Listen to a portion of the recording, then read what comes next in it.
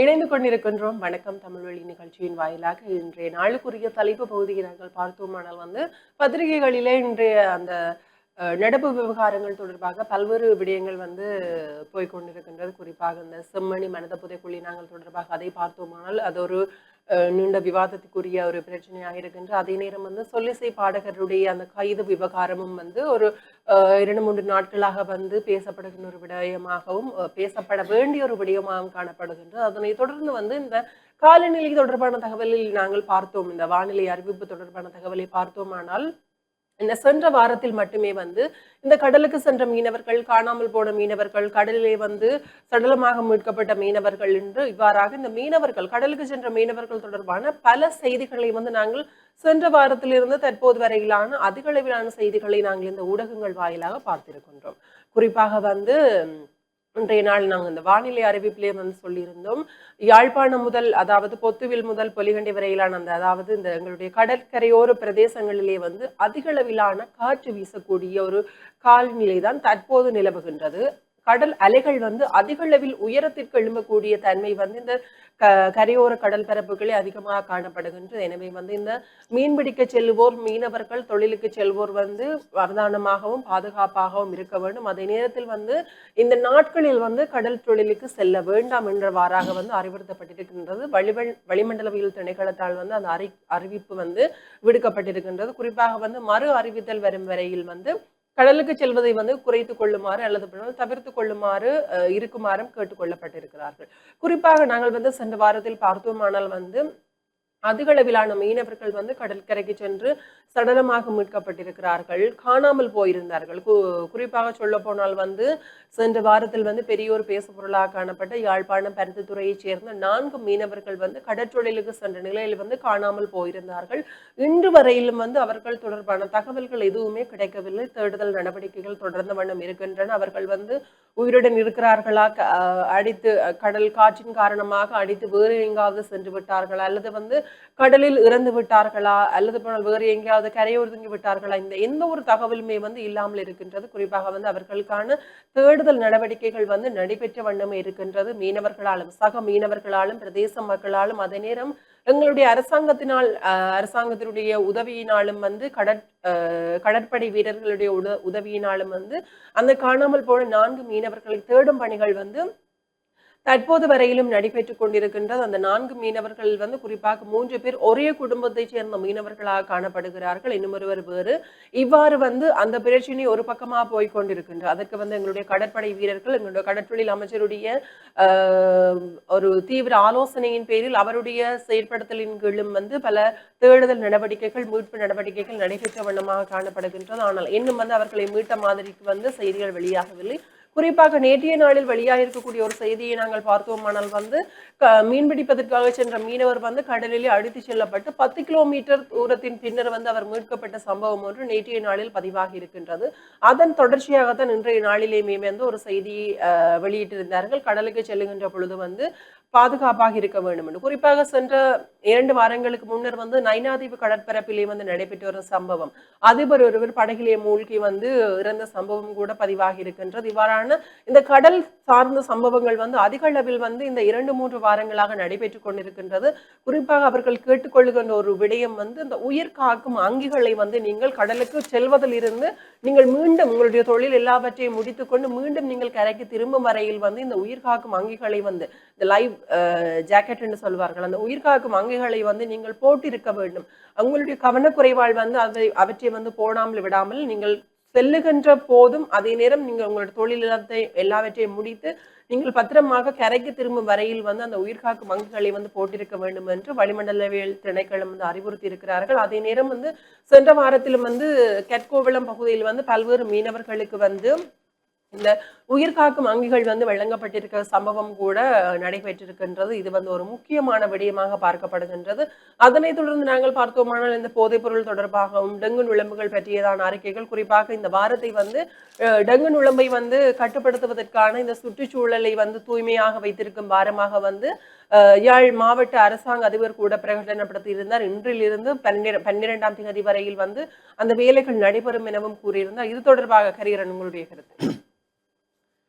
நிச்சயமாக அப்ப தலைமை பகுதியில் அந்த விடயங்கள் பார்க்கும்போது இந்த கடற்தொழில் கடல் சார்ந்த இடங்களிலே கொந்தளிப்பு இந்த விடயங்கள் தொடர்பான எச்சரிக்கை செய்திகள் பொதுமக்களுக்கு அல்லது மீனவர் கடல் சார்ந்த நடவடிக்கைகளில் ஈடுபடக்கூடியவர்களுக்கு விடுவிக்கப்பட்டிருக்கிறது. அண்மைய நாட்களிலே இந்த காலநிலை அல்லது பருவநிலை அல்லது இந்த கடற்காற்று அல்லது இந்த சூழல் காற்றினுடைய மாறுபட்ட வீசுகை காரணமாக கடல் சூழல் பாரிய அளவிலே கொந்தளிப்பாக காணப்படுகிறது. இந்த நிலைமையிலே பலர் கடலுக்கு சென்று காணாமல் போயிருக்கிறார்கள். பலர் இன்னும் தேடுதல் நடவடிக்கைகளில் பலரை தேடிக்கொண்டிருக்கிறார்கள். பலர் மீட்கப்பட்டிருக்கிறார்கள்.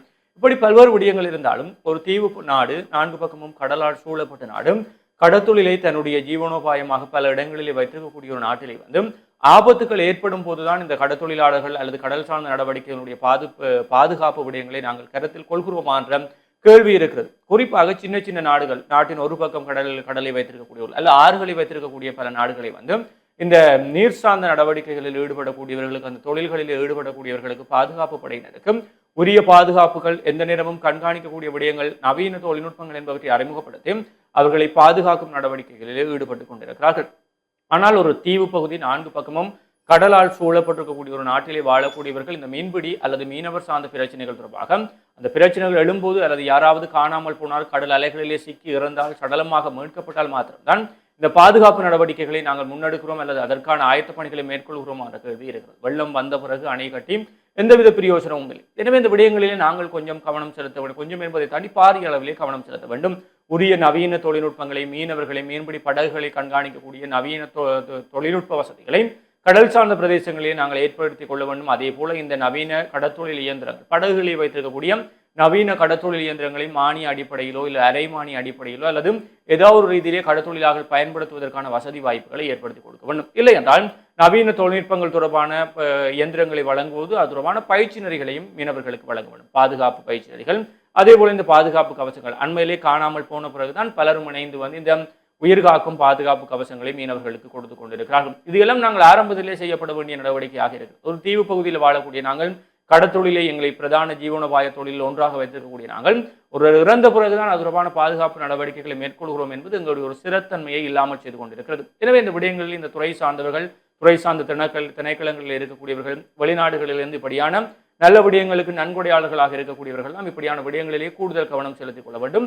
குறிப்பாக மேலத்தைய நாடுகள் பயன்படுத்துவது போல நவீன இயந்திரங்களை ஒவ்வொரு மீனவர் அல்லது ஒவ்வொரு கடல் சார்ந்த தொழில்களில் ஈடுபடுவர் என்று இல்லாமல் பொதுமைப்படுத்தப்பட்ட ரீதியில் ஒரு பகுதிக்கு 1-2 என்று நவீன தொழில்நுட்ப நிலையங்களை அல்லது தொழில்நுட்ப சாதனங்களை நிறுவுவதன் மூலம் இவ்வாறான பாதுகாப்பு நடவடிக்கைகளை மேற்கொள்ள முடியும். ஏனென்றால் அண்மையிலே காணாமல் போயிருக்கக்கூடிய மீனவர்களை தேடி இன்னும் அவர்களை கண்டுபிடிக்க முடியாமல் இருக்கிறது என்பது எங்களுடைய தொழில்நுட்ப ரீதியான அல்லது தொழில்நுட்பத்தை கையாள்வதில் எங்களுடைய கடல் சார்ந்த விடயங்களிலே நாங்கள் கொஞ்சம் பின்னிற்கிறோம் என்பதை நாங்கள் உணர்ந்துதான் ஆக வேண்டும். எனவே இந்த விடயங்களை நாங்கள் சிந்தித்தாக வேண்டும். குறிப்பாக பாதுகாப்பு படையினர், கடல் சார்ந்த பாதுகாப்பு படையினருக்காவது உரிய தொழில்நுட்ப வசதிகளை ஏற்படுத்தி கொடுக்க வேண்டிய தேவை இருக்கிறது. அதே போல மீனவர்களுக்கு இந்த தொடர்பாடல் இயந்திரங்கள், நவீன தொடர்பாடல் இயந்திரங்கள், சிவப்பு எச்சரிக்கை விளக்குகளை பின்பற்றக்கூடிய விடயங்கள் அல்லது உடனடியாக அவர்களுக்கு காலநிலை அல்லது கடல் சார்ந்த விடயங்கள் கிடைக்கக்கூடிய வசதிகள், குறிப்பாக இந்த மீனவ சமுதாயத்திலே மீனவ சங்கங்கள், கூட்டுறவு சங்கங்கள் நிறைவே இருக்கும். அவர்களிடையே அங்கத்தவர்கள் இருப்பார்கள். அந்த அங்கத்தவர்கள் தான் கடற்தொழிலுக்கு சென்று வருவார்கள். எனவே இந்த வளிமண்டலவியல் திணைக்களத்திலிருந்து கிடைக்கக்கூடிய உடனடி அறிவிப்புகள், இப்ப நேற்றைய தினம் மாலையில் வளிமண்டலவியல் திணைக்களம் ஒரு அறிவிப்பை விடுகிறார்கள் என்றால் அது இன்றைய தினம் காலையில் தான் மீனவர்களுக்கு சென்று சேரும். எனவே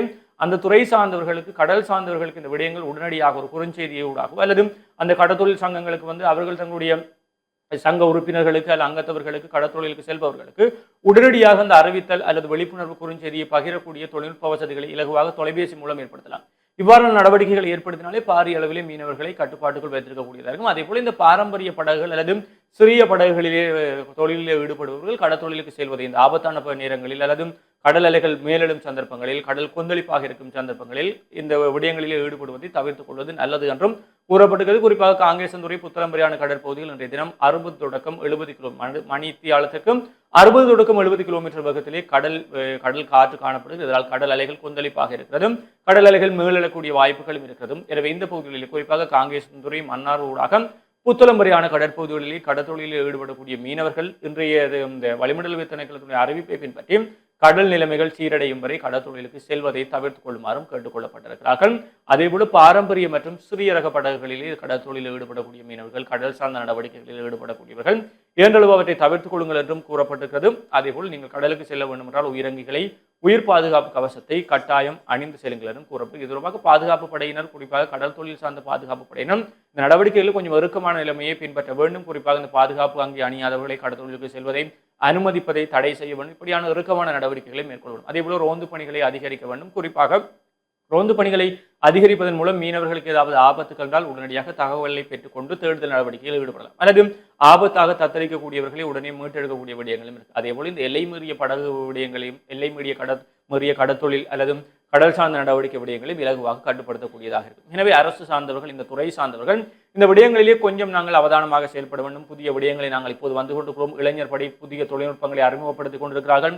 தொழில்நுட்ப வசதி வாய்ந்த பல்வேறு பேரங்களோடு இருக்கிறார்கள். எனவே கடல் சார்ந்த விடயங்களிலேயே கொஞ்சம் புதிய தொழில்நுட்பத்தை, உத்திகளை கொண்டு வந்து பாவிப்பதன் ஊடாக நாங்கள் எங்களுடைய இந்த கடல் சார்ந்த அபாயங்களிலிருந்து எங்களுடைய மீனவர்களை பாதுகாத்து இலங்கை நாட்டினுடைய கடல் உணவு உற்பத்தியை அதிகரித்துக் கொள்ளக்கூடியதாக இருக்கும் என்பதை தான் நாங்களும் கோரிக்கொள்ளக்கூடியதாக இருக்கு. அதை தனி மீனவர்கள் தாங்களாகவே விளங்கிக் கொள்ள வேண்டும்.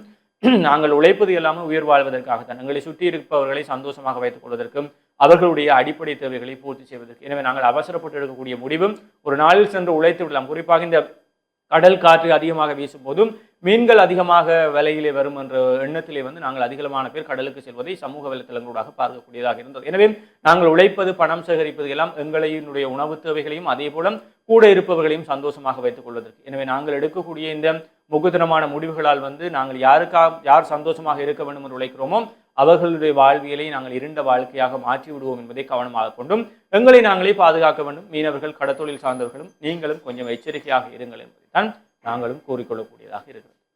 நிச்சயமாக இந்த இன்றைய நாளில் வந்து நாங்கள் மீனவர்கள் இந்த காலகட்டத்தில், குறிப்பாக இந்த கடல் கொந்தளிப்பாக காற்று அதிகமாக உள்ள காலகட்டத்தில் வந்து அவர்கள் எதிர்நோக்குகின்ற பிரச்சனைகள் தொடர்பாக பார்த்திருந்தோம்.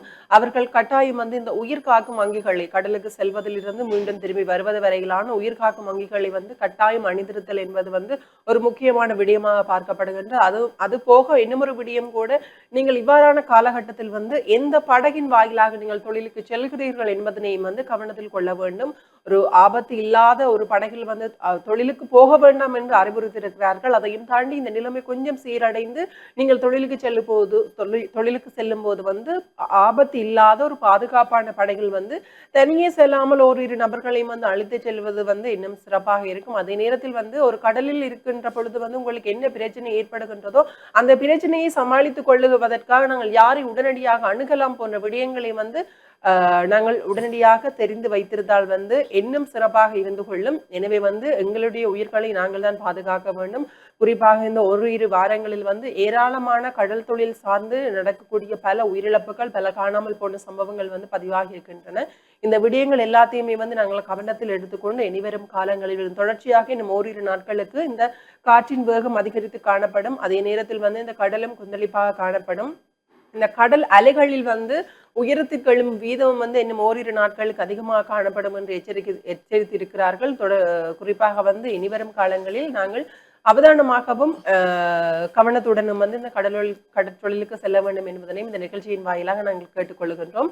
தொடர்ச்சியாக நாங்கள் இந்த நிகழ்ச்சியை வந்து நிறைவு செய்வதற்கான நேரமும் நெருங்கிவிட்டது. இன்றைய நாளிலும் வந்து இந்த ஒரு சிறப்பான ஒரு தலைப்பு பகுதியினூடாக இணைந்திருந்தோம். தொடர்ச்சியாக நமது தமிழொலி நிகழ்ச்சிகளின் வாயிலாக இணைந்து கொள்ளுங்கள். மற்றொரு நிகழ்ச்சியின் வாயிலாக உங்கள் அனைவரையும் சந்திக்கும் வரையில் இன்றைய நாள் இந்த நிகழ்ச்சியில் இருந்து விடைபெற்று செல்லும் நான் ரோஹிணி இறந்தவ செல்வம் மற்றும் நன்றி நேயர்களே.